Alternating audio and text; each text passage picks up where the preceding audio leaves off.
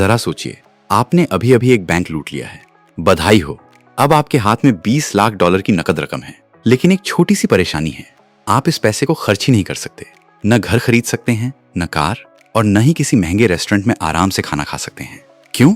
क्योंकि जैसे ही आप कोई बड़ी खरीदारी करेंगे, कोई ना कोई आपसे जरूर पूछेगा, इतने सारे पैसे आए कहां से? और अगर आपका जवाब होगा, मुझे ये पैसे मिल गए थे, तो कोई भी इस बात पर भरोसा नहीं करेगा। यही हर अपराधी की सबसे बड़ी परेशानी होती है। लेकिन इस समस्या का जो तरीका उन्होंने निकाला, वो इतना चालाक, इतना बेखौफ और इतना ज्यादा इस्तेमाल किया जाता है कि उसे देखकर हैरानी होती है। इसे कहा जाता है मनी लॉन्ड्रिंग। और आज हम जानेंगे कि मनी लॉन्ड्रिंग आखिर काम कैसे करती है। सबसे पहले समझते हैं कि गंदा पैसा होता क्या है।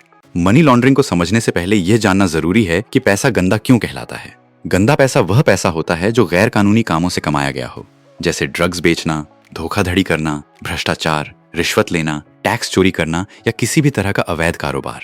ऐसे पैसों पर सरकार को टैक्स नहीं मिलता और अपराधी भी बिल्कुल नहीं चाहते कि सरकार या पुलिस को इसके बारे में पता चले। लेकिन असली समस्या ये है कि पैसा हमेशा अपने पीछे एक निशान छोड़ता है। जब भी पैसा किसी बैंक में जमा होता है, किसी निवेश में लगाया जाता है या किसी चीज को खरीदने में इस्तेमाल किया जाता है, उसका रिकॉर्ड बन जाता है। लेकिन हर बार जब यह पैसा कहीं इस्तेमाल होता है, तो अपने पीछे एक निशान छोड़ जाता है और जांच एजेंसियां इन्हीं निशानों का पीछा करते हुए अपराधियों तक पहुंचती हैं। यही वजह है कि मनी लॉन्ड्रिंग का मकसद बहुत सीधा होता है। ऐसे पैसे को जो साफ साफ बता रहा हो कि वो किसी अपराध से आया है, इस तरह बदल देना कि वो बिल्कुल सामान्य और कानूनी कमाई जैसा दिखाई दे। यही पूरा खेल है। मनी लॉन्ड्रिंग आमतौर पर 3 चरणों में की जाती है। पहला चरण, प्लेसमेंट। यही सबसे जोखिम भरा चरण होता है। इस समय अपराधी के पास बड़ी मात्रा में नकद पैसा होता है और उसे बिना किसी शक के इस पैसे को वित्तीय प्रणाली यानी बैंकों या दूसरे वित्तीय संस्थानों तक पहुंचाना होता है। जरा सोचिए, अगर कोई व्यक्ति एक बड़ा बैग लेकर बैंक पहुंच जाए और उसके अंदर 8 लाख डॉलर छोटे छोटे नोटों में भरे हों, तो बैंक कर्मचारी को जरूर शक होगा और हो सकता है कि कुछ ही समय बाद जांच एजेंसियां भी उससे सवाल पूछने पहुंच जाएं। इसलिए अपराधी अलग अलग चालें अपनाते हैं। इनमें सबसे मशहूर तरीका है स्मर्फिंग। यहाँ स्मर्फिंग का मतलब कार्टून वाले छोटे नीले किरदार नहीं है। स्मर्फिंग में अपराधी अपनी बड़ी नकद रकम को कई छोटे छोटे हिस्सों में बांट देता है। फिर इन छोटी छोटी रकमों को अलग अलग लोगों या अलग अलग खातों के जरिए बैंक में जमा कराया जाता है। हर जमा राशि इतनी रखी जाती है कि वह उस सीमा से थोड़ी कम हो, जिसके बाद बैंक को कानून के अनुसार अधिकारियों को इसकी जानकारी देनी पड़ती है। उदाहरण के लिए अमेरिका में यह सीमा $10,000 है।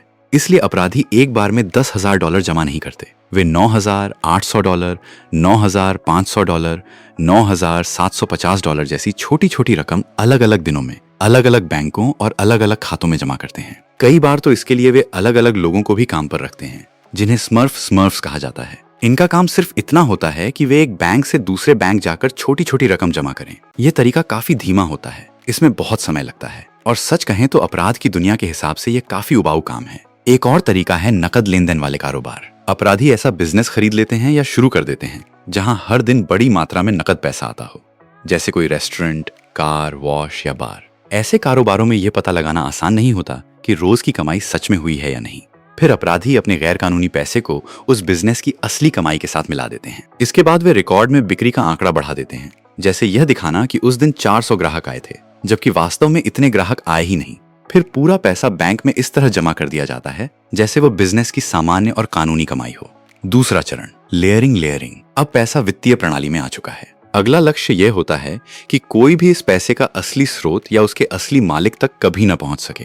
यहीं से मनी लॉन्ड्रिंग का खेल और भी ज्यादा चालाक और जटिल हो जाता है। यह इस बात पर निर्भर करता है कि आप इसे किस नजरिए से देखते हैं। इस चरण का मकसद होता है पैसे को इतनी बार, इतने अलग अलग खातों और इतने अलग अलग देशों के बीच घुमाना कि जांच एजेंसियां आखिरकार उसकी असली कड़ी तक पहुंच ही न सकें। यानी जानबूझकर ऐसा रिकॉर्ड तैयार किया जाता है जो देखने में तो लंबा और जटिल लगे, लेकिन असली स्रोत तक कभी न पहुंचाए। मान लीजिए पैसा पहले देश 1 के एक बैंक से देश 2 में मौजूद एक शेल कंपनी के खाते में भेजा जाता है। फिर वही शेल कंपनी यह पैसा देश 3 की दूसरी शेल कंपनी को लोन के रूप में भेज देती है। उसके बाद दूसरी कंपनी इस पैसे को देश 4 में निवेश कर देती है और फिर उस निवेश से मिलने वाला मुनाफा वापस देश 1 में किसी निजी बैंक खाते में भेज दिया जाता है। जब पैसा इस तरह 5 या 6 बार अलग अलग देशों और खातों के बीच घूम चुका होता है, तो कई बार अनुभवी वित्तीय जांचकर्ताओं के लिए भी इसकी असली कड़ी पकड़ना बेहद मुश्किल हो जाता है। और यही इस पूरे तरीके का असली मकसद होता है। इस काम में शेल कंपनी बहुत महत्वपूर्ण भूमिका निभाती है। शेल कंपनी ऐसी कंपनी होती है जो कागजों पर तो पूरी तरह कानूनी होती है, लेकिन असल जिंदगी में कोई वास्तविक कारोबार नहीं करती। न उसमें कर्मचारी होते हैं, न कोई उत्पाद, न कोई ऑफिस। बस एक कंपनी का नाम, एक पता और एक बैंक खाता होता है।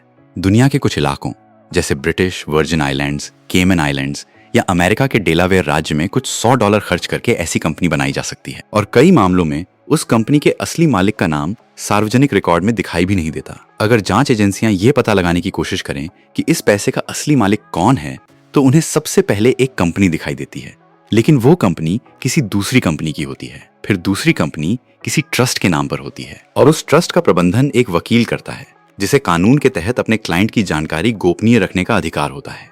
इतना ही नहीं, ये सब ऐसे देश में होता है जहां बैंक गोपनीयता से जुड़े कानून बहुत सख्त होते हैं। ऐसी स्थिति में जांच लगभग रुक जाती है, क्योंकि असली मालिक तक पहुंचना बेहद मुश्किल हो जाता है। तीसरा चरण, इंटीग्रेशन। यही मनी लॉन्ड्रिंग का आखिरी चरण होता है। अब तक पैसा वित्तीय प्रणाली में आ चुका होता है, उसे इतनी बार अलग अलग जगहों पर घुमाया जा चुका होता है कि उसकी असली पहचान लगभग खत्म हो जाती है। इसके बाद वही पैसा वापस अपराधी के पास आता है, लेकिन इस बार वह पूरी तरह कानूनी कमाई जैसा दिखाई देता है। अब वह इस पैसे से आराम से महंगी चीजें खरीद सकता है, जैसे कोई शानदार यॉट, आलीशान पेंट हाउस या फिर आरामदायक जिंदगी जी सकता है। इसके लिए अपराधी कई तरह के तरीके अपनाते हैं। सबसे आम तरीका है रियल एस्टेट। वे किसी नकली कंपनी के नाम पर मियामी या लंदन जैसे शहरों में एक महंगा फ्लैट या लग्जरी प्रॉपर्टी खरीद लेते हैं, फिर उसे लगभग 1 साल तक अपने पास रखते हैं और बाद में बेच देते हैं। और जैसे ही वो प्रॉपर्टी बिकती है, ये पैसा अब किसी अपराध की कमाई नहीं, बल्कि प्रॉपर्टी बेचकर हुआ कानूनी मुनाफा दिखाई देता है। दुनिया के कई बड़े शहरों में ऐसे महंगे और लग्जरी फ्लैट मौजूद हैं जिनके असली मालिकों की पहचान साफ नहीं होती। इससे आम लोगों के लिए घर खरीदना या किराए पर लेना मुश्किल हो जाता है, लेकिन अपराधियों को इसका फायदा मिल जाता है। एक और तरीका है महंगी कलाकृतियों यानी आर्टवर्क का इस्तेमाल। मान लीजिए किसी पेंटिंग की कीमत $5 करोड़ लगा दी जाती है। असल में उसकी कीमत इतनी है या नहीं, ये साबित करना बहुत मुश्किल होता है। कई बार यह भी नहीं पूछा जाता कि उसे खरीदने के लिए इस्तेमाल किया गया पैसा आखिर आया कहां से। इसी वजह से कला की दुनिया में कई लेन देन पूरी तरह पारदर्शी नहीं होते, और कुछ अपराधी इसका फायदा उठाते हैं। वे महंगी पेंटिंग या दूसरी कलाकृतियां खरीदते हैं, कुछ समय बाद उन्हें बेच देते हैं और फिर उस पैसे को कानूनी कमाई के रूप में दिखाते हैं। साथ ही जब तक वो कलाकृति उनके पास रहती है, वह उनके घर की शोभा भी बढ़ाती है। संयुक्त राष्ट्र के अनुसार हर साल दुनिया भर में लगभग $800 अरब से $2 ट्रिलियन तक का पैसा मनी लॉन्ड्रिंग के जरिए घुमाया जाता है। ये दुनिया की कुल अर्थव्यवस्था यानी वैश्विक GDP का लगभग 2% माना जाता है।